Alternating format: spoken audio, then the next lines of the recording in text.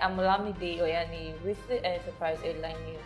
Nigerian senators condemned the Nigerian government for not paying the subsidy claims by petroleum product marketers, despite approval by the National Assembly since July. At a meeting of stakeholders called by the Senate Committee on Petroleum and held in Abuja on Wednesday, senators took turns to criticize government agency for allegedly slowing down the process of paying petroleum product marketers what was owed as when due. The committee resolved that the Ministry of Finance should within 1 week call a meeting of other government agencies and the marketer to reconcile subsidies claim figures and discuss way of fast-tracking the payment of arrears. The Senate has condemned the Nigerian government for not paying the subsidy claims by petroleum product marketers, despite approval by the National Assembly since July. The stakeholders are to report back to the committee next week.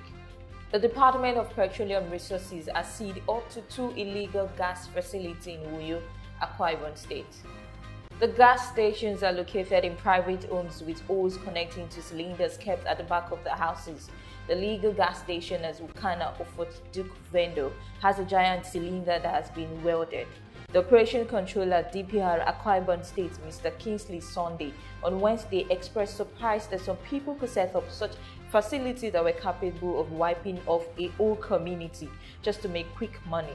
He added that the exercise was just a warning to the operators of the illegal gas stations that are 3.2 kilometers apart or 7-minute drive from each other.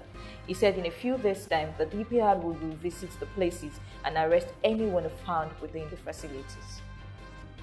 In Africa, founder and executive chairman of Econet Group, Mr. Strive Masiyiwa, has added his voice to anti-sanctions lobby, saying it is high time the West remove the restriction it illegally imposed on Zimbabwe.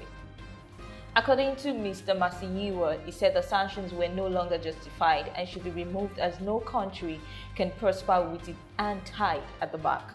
He said the changes which are taking place in Zimbabwe were real and the country deserves a chance to turn around the economy, and he has invested in the last 10 years $1.5 billion. He urged Zimbabweans to focus more on economics than politics.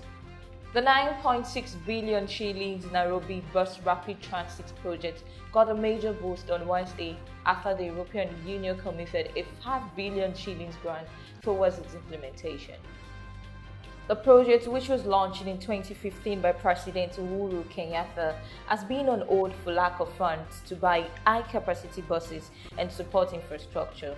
European Union Ambassador to Kenya, Stefano Dijak, said the money will be used to develop and install BRT supporting infrastructure in 3 years.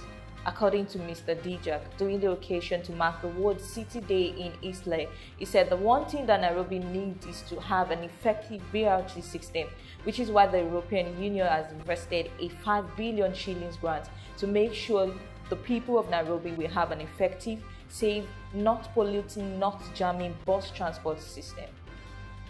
The United States has hit back against the United Kingdom, plan to impose a new tax on sales by technology giants.